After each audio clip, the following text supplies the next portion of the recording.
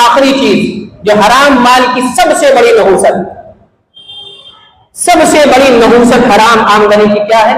بے ضمیری پیدا ہو جاتی، یعنی ضمیر مر جاتا۔ ضمیر کس کو کہتے ہیں؟ وہ اندر کی آواز، وہ آتما کی آواز جو ہم کو بتاتی ہے کہ یہ صحیح ہے یہ غلط ہے۔ شروع میں جب ہم گناہ کرتے ہیں تو اندر سے آواز آتی ہے کہ دیکھو غلط کر رہے ہو، تم کو یہ کرنا نہیں چاہیے۔ اور جب ہم کوئی اچھا کام کرتے ہیں تو سکون ملتا ہے، شانتی ملتی ہے کہ بڑا اچھا کیا، کسی کی مدد کرنی، وقت پر کام آ گئے، جو دل میں سیٹسفیکشن ہوتا، جو سکون ہوتا ہے، اس کا مطلب آپ کا ضمیر ابھی زندہ ہے۔ اور کسی گناہ کی وجہ سے جو پشیمانی ہوتی ہے، جو شرمندگی ہوتی ہے، جو ندامت ہوتی ہے، اس کا مطلب ابھی آپ کا ضمیر زندہ ہے۔ اللہ کے نبی صلی اللہ علیہ وسلم نے فرمایا یہ ایمان کی علامت ہے، ایمان کی علامت۔ من سرته حسنته وساءته سیئته فهو مؤمن، جس کو اچھائی اچھی لگے یعنی نیکی کر کے سکون ملے، الحمدللہ اللہ رب العزت نے مجھے اس نیکی کی توفیق عطا فرمائی۔ احسان نہ جتائے، فخر نہ کرے، بلکہ اللہ کا شکر ادا کرے، دل میں سکون محسوس کرے، الحمدللہ اللہ نے مجھے نماز کی توفیق عطا فرمائی، اللہ نے مجھے کسی کی مدد کی توفیق عطا فرمائی۔ نیکی کر کے خوشی ہو اور برائی کر کے تکلیف ہو، یار میں نے وہ غلط کیا، وہ جھوٹ بول کر جو میں نے سودا بیچا، وہ جو ملاوٹ کے ساتھ میں نے سودا بیچا، وہ جو دھوکہ دے کر میں نے سودا بیچا، مجھے نہیں کرنا چاہیے، اب انشاءاللہ نہیں کریں گے۔ یہ جو کیفیت پیدا ہوئی یہ ایمان کی علامت ہے، اور یہ اس بات کی علامت ہے کہ آپ کا ضمیر ابھی زندہ ہے۔ کسی کہنے والے نے کیا خوب کہا کہ ضمیر کی مثال سڑک پر لگے اس نیم کے پتھر کی طرح، میل کے پتھر کی طرح ہے کہ جو آپ کو راستہ تو بتاتا ہے لیکن راستہ چلنے پر مجبور نہیں کرتا۔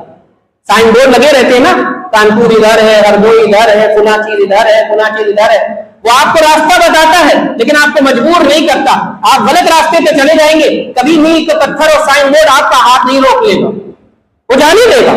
بس ضمیر کی مثال یہی کہ اندر سے آواز آتی ہے گناہ کے وقت، یہ نہیں کرنا چاہیے، یہ تم نے غلط کیا، دیکھو غلط جا رہے ہو، دیکھو تمہیں غلط نہیں کرنا چاہیے۔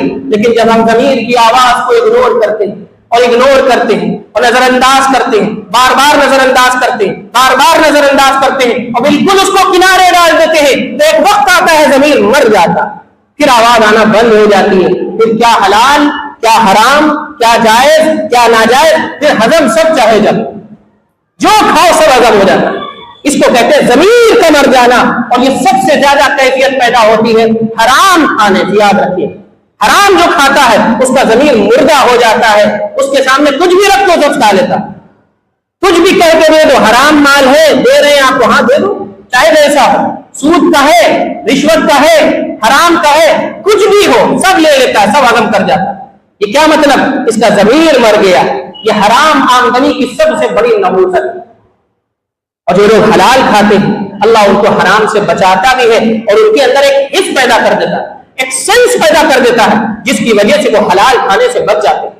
اور یہ کوئی دور دراز کی بات نہیں، اللہ کے نبی تو جلیل القدر تھے، سید الانبیاء کی زندگی میں اس طرح کے ہزاروں مثالیں ہیں، صحابہ کرام کی زندگی میں ہزاروں مثالیں، ماضی قریب کی مثال حضرت یعقوب نانوتوی رحمۃ اللہ تعالی علیہ جو دارالعلوم دیوبند کے سب سے پہلے پرنسپل ہیں، سب سے پہلے پرنسپل ہیں، یہ اللہ والے، ان کی زندگی میں ہمارے لیے روشنی فرماتے ہیں۔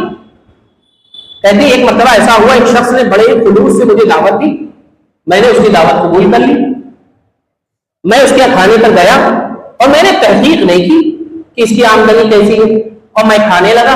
پہلا لقمہ میرے منہ میں گیا، مجھے عجیب سا لگا، مجھے یہ نہیں معلوم ہوا کہ کیا، مگر مجھے عجیب سا لگا، اتنی کیفیت بگڑ گئی میری کہ ایک لقمے سے زیادہ میرے حلق سے نہیں اترا، میں نے کھانا چھوڑ دیا، واپس چلا آیا۔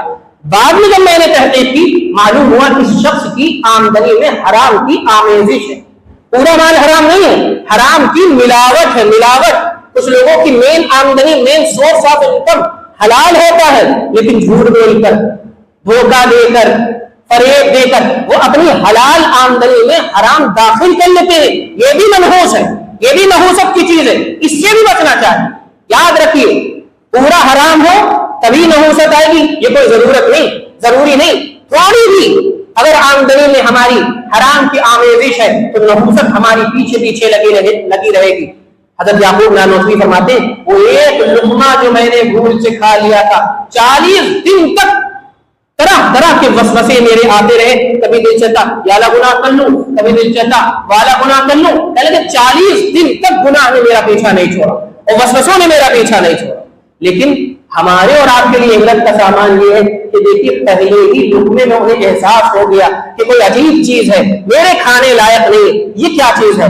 یہ حلال کا سینس ہے, یہ حرام کی حس ہے جو ضمیر سے آتی ہے آواز. یہ حلال کھانے کی وجہ سے پیدا ہوتی ہے, اس لیے حلال کھانا ہے. یا ایھا الرسل کلوا من الطیبات, قرآن کی اس صدا کو یاد رکھیے اور اپنی زندگی میں اس کو داخل کریے.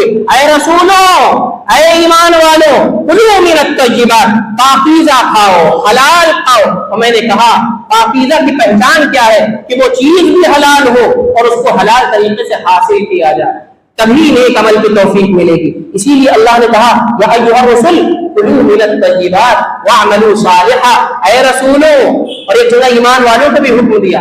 تو اے رسولوں, اے ایمان والوں, پاکیزہ رزق کھاؤ, حلال آمدنی کماؤ اور حلال کھاؤ.